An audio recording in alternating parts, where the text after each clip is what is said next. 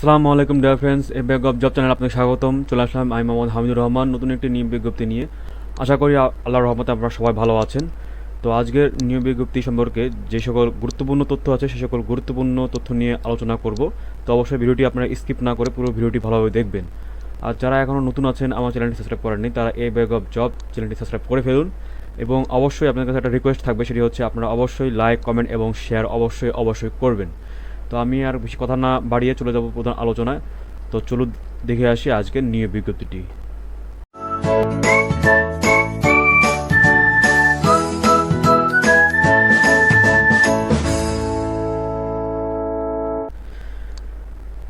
তো চাকরি প্রত্যাশিত ভাই ও বোনেরা, আপনারা দেখতে পাচ্ছেন জাতীয় বিজ্ঞান ও প্রযুক্তি জাদুঘরের একটি নিয়োগ বিজ্ঞপ্তি। এটি প্রকাশিত হয়েছে 21/6/2022-এ। তো এখানে যে সকল গুরুত্বপূর্ণ তথ্য আছে সেই সকল গুরুত্বপূর্ণ তথ্য নিয়ে আলোচনা করব, যেমন পদের নাম, পদের সংখ্যা, বয়সসীমা, বেতন এবং কী কী যোগ্যতা লাগছে এবং কোন কোন জেলার প্রার্থীগণ আবেদন করতে পারবেন এবং কোন কোন জেলার প্রার্থীগণ আবেদন করতে পারবেন না, এবং এটির শেষ আবেদনের শেষ ডেট সম্পর্কে আমরা জানবো। তো অবশ্যই আপনার ভিডিওটি স্কিপ না করে পুরোটি ভালোভাবে দেখবেন।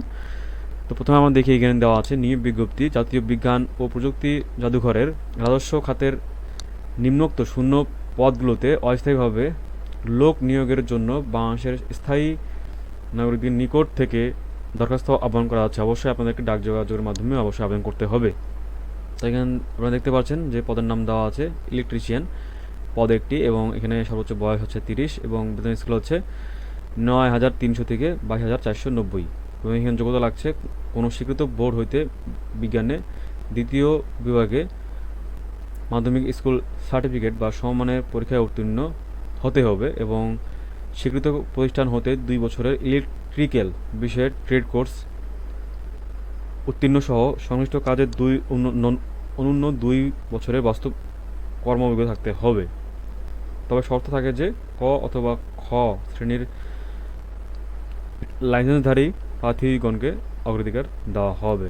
এখানে যে সকল প্রার্থীগণ আবেদন করতে পারবেন না সেগুলো হলো ঢাকা, পটুয়াখালী, গোপালগঞ্জ, টাঙ্গাইল, গাইবান্ধা, কুমিল্লা, ময়মনসিংহ, ব্রাহ্মণবাড়িয়া, গাজীপুর ও জামালপুর। এরপর দেখি আমরা দ্বিতীয় নম্বর অফিস সহায়ক একটি। এখানে সর্বোচ্চ বয়স 30 এবং বেতন স্কেল হচ্ছে 8,250 থেকে 20,010 টাকা, এবং এখানে অষ্টম শ্রেণী পাস হলেই চলবে এবং যে কোনো জিপিএ হলেই হবে।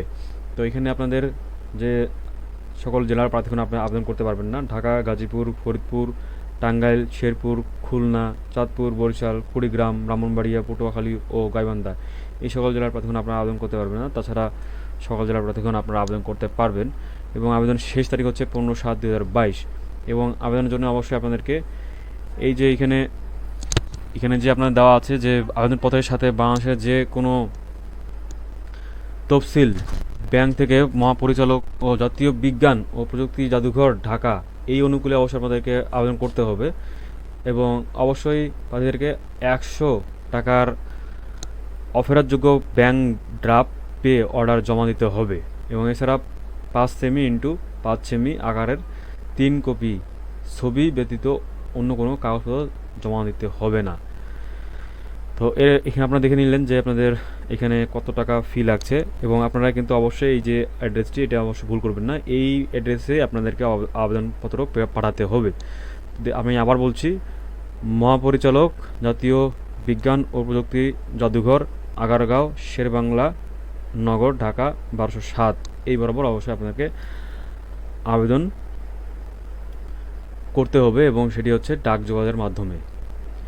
এরপরে যে গুরুত্বপূর্ণ তথ্যটি বলবো সেটি হচ্ছে আপনারা আবেদন ফর্ম সেটি অবশ্যই আপনারা ডাউনলোড করে নিতে পারবেন। এখানে যে ওয়েবসাইট দুটি আছে এখান থেকে www.nmsd.gov.bd এবং আরেকটি হচ্ছে www.mop.gov.bd। এখান থেকে আপনারা অবশ্যই আবেদন ফর্ম ডাউনলোড করে আপনারা আবেদন ফর্ম পূরণ করতে পারেন। এবং এখানে আরেকটি গুরুত্বপূর্ণ তথ্য হচ্ছে আবেদনপত্রের খামের উপরের ডান পাশে পদের নাম, বিশেষ কোটা উল্লেখ করতে হবে, এবং আবেদনপত্রের সাথে প্রার্থীর যোগাযোগ ঠিকানা উল্লেখপূর্বক 10 টাকার মূল্যের অব্যবহৃত ডাক টিকিট সংযুক্ত 9.5 ইঞ্চি ইন্টু 4 ইঞ্চি পরিমাপের একটি ফেরত খাম অবশ্যই দিতে হবে।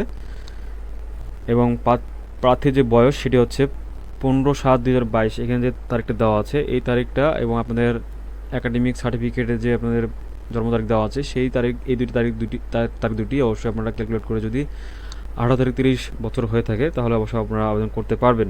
এবং মুক্তিযোদ্ধা সন্তান যারা আছে তাদের জন্য 32 সর্বোচ্চ। তো এরপরে আরেকটি গুরুত্বপূর্ণ তথ্য হচ্ছে এখানে আপনারা দেখতে পাচ্ছেন যে আবেদনকারীকে তার সর্বশেষ অর্জিত শিক্ষাগত যোগ্যতার তথ্য আবশ্যিকভাবে উল্লেখ করতে হবে। অবশ্যই আপনারা এটি ভালোভাবে দেখবেন এবং আপনাদের শেষ যে সার্টিফিকেট আছে সেটা অবশ্যই আপনাদেরকে শো করতে হবে এবং সেটা আপনাদেরকে দিতে হবে। তো মূলত আজকে এই ছিল নিয়োগ বিজ্ঞপ্তি এবং ইনফরমেশন। তো নতুন কোনো নিয়োগ বিজ্ঞপ্তি নিয়ে আবার হাজির হবো আপনাদের মাঝে। তো এখন যারা আমার চ্যানেলটি সাবস্ক্রাইব করেননি তারা এই ব্যাগ অফ জব চ্যানেলটি সাবস্ক্রাইব করবেন এবং আপনাদের কাছে রিকোয়েস্ট থাকবে আপনারা অবশ্যই লাইক, কমেন্ট এবং শেয়ার করতে ভুলবেন না এবং অবশ্যই বেল আইকনটি প্রেস করবেন। তো আজকে বিদায় নিচ্ছি। আপনারা ভালো থাকবেন, সুস্থ থাকবেন। আসসালামু আলাইকুম।